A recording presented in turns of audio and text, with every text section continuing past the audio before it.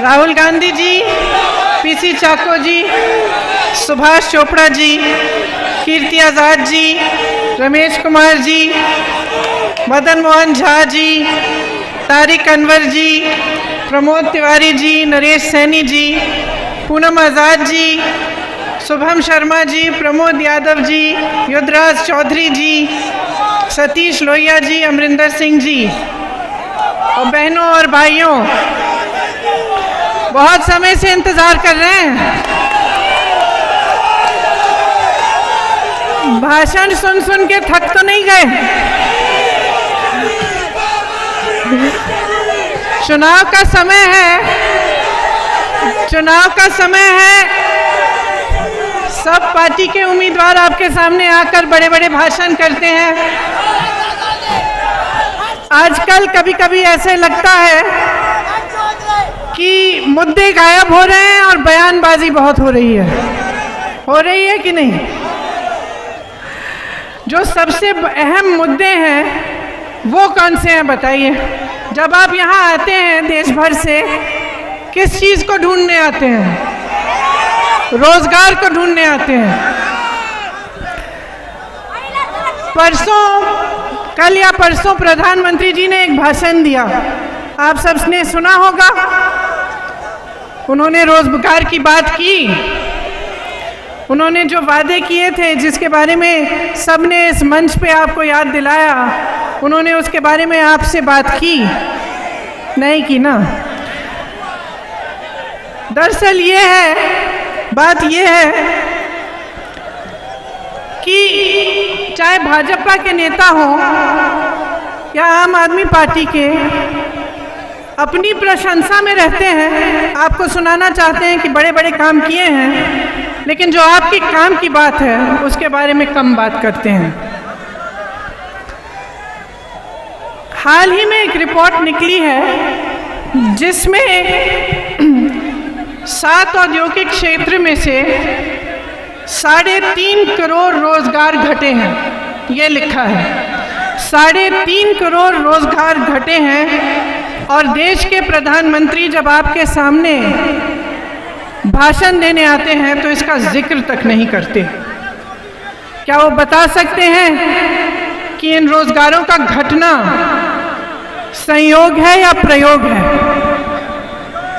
बता सकते हैं कि 35 सालों में जो बेरोजगारी का दर इतना ऊंचा हुआ है, ये क्या संयोग था या प्रयोग था उनका? वे कहते हैं कि विपक्ष उन्हें काम नहीं करने देता, लेकिन वो फिर भी बड़ी तेजी से काम कर रहे हैं। ये बात सच है, बड़ी तेजी से काम हो रहा है, बड़ी तेजी से सरकारी कंपनियां बिक रही हैं।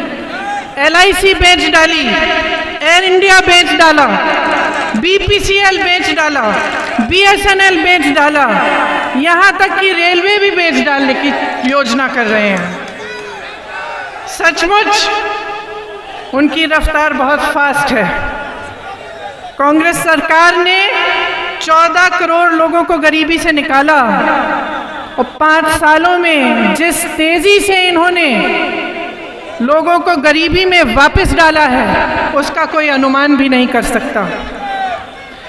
और बयान सुनिए, यहाँ यूपी के कितने लोग हैं?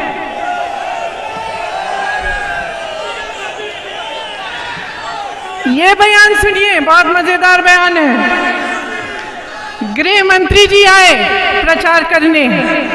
गृह मंत्री जी ने क्या कहा? कहा कि हम दिल्ली को यूपी की तरह बना देंगे। अब मैं यूपी की प्रभारी हूं कांग्रेस पार्टी की, थोड़ा बता दूं कि उन्होंने यूपी का क्या बनाया है। देश का सबसे प्रतिभाशाली प्रदेश था, आज क्या हालात है वहां की?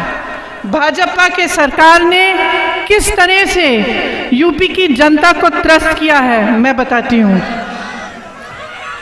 यूपी की जो बेरोजगारी की दर है वो देश में सबसे ऊंची है। हर 2 मिनट एक महिला के साथ बलात्कार होता है। हर 90 मिनट एक बच्चे के खिलाफ अपराध होता है, हर रोज 30 दलितों के साथ अत्याचार होता है। हत्या के सबसे ज़्यादा मामले उत्तर प्रदेश में हो रहे हैं। उत्तर प्रदेश में जैसे मैंने कहा बेरोजगारी सबसे ऊपर है और शिक्षा सबसे नीचे, स्वास्थ्य सबसे नीचे। तकरीबन 70,000 युवा शिक्षक भर्ती में के लिए इंतज़ार कर रहे हैं। ये हालात हैं यूपी के, जहां इनकी सरकार 5 सालों से चल रही है और ये आपके सामने आकर ये हिम्मत करते हैं कि आपको कहते हैं कि दिल्ली को भी यूपी की तरह बनाना चाहते हैं। यूपी सबसे सक्षम प्रदेश था और आज इसके ये हालात बना दिए इन्होंने। अपराध ही अपराध है, अराजकता है और विकास का कोई नामो निशान नहीं है। ये हुई भाजपा की बात। अब सुनिए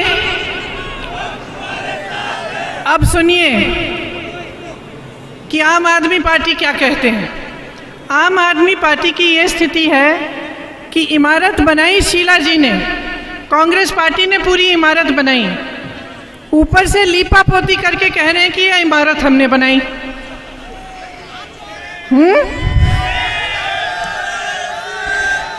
दूसरों की मेहनत पर अपनी पुताई करना एक बात होती है, मेहनत से, निष्ठा से एक इमारत को खड़ा करना, नए नए प्रोजेक्ट बनवाना, एक शहर को सक्षम बनाना, उसमें विकास लाना एक बहुत अलग बात होती है।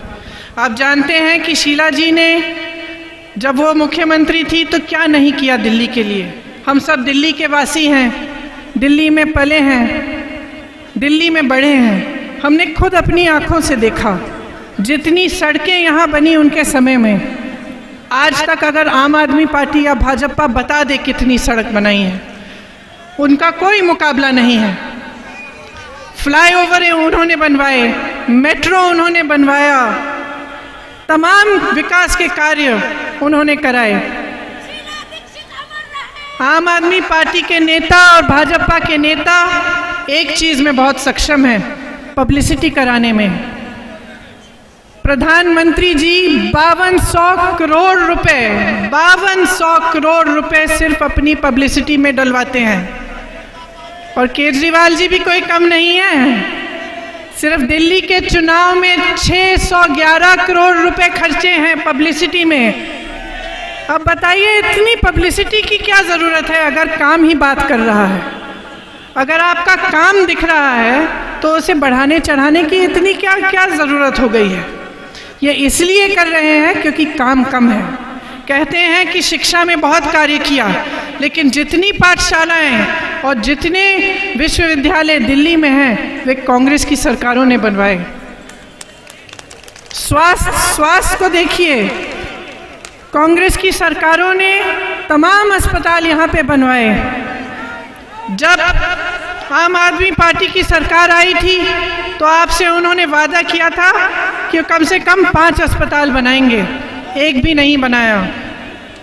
कांग्रेस की सरकार ने 22,000 बेड अस्पतालों में बढ़ाए थे, इनके 5 सालों में केवल 3,000 बढ़े हैं। तो आप सोच सकते हैं कि बात एक तरह की होती है और असलियत ये है कि काम कुछ और हो रहा है, काम कम हो रहा है। दूसरों के काम के बल पर थोड़ा बहुत करके आपके सामने बहुत बड़ी बड़ी पब्लिसिटी हो रही है। जहाँ जहाँ मैं जाती हूँ, दुकानदारों से बात करती हूँ, छोटे व्यापारी से बात करती हूँ, सब त्रस्त हैं।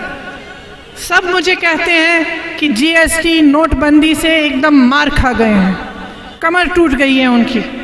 यहाँ आते हुए मैंने देखा काफ़ी नौजवान आ रहे थे इस मीटिंग के लिए, रोजगार के लिए तरस रहे हैं, लेकिन ये मुद्दे उठ नहीं रहे हैं इस चुनाव में। इसके बारे में आपसे बात नहीं की जा रही है। कोई दूसरे देशों की बात करता है, कोई फूट फैलाने की बात करता है। एक जने कहते हैं कि जो भी उनकी आलोचना करता है वो देशद्रोही है, कोई और कहते हैं कि जो भी उनकी आलोचना करता है वो भ्रष्ट है।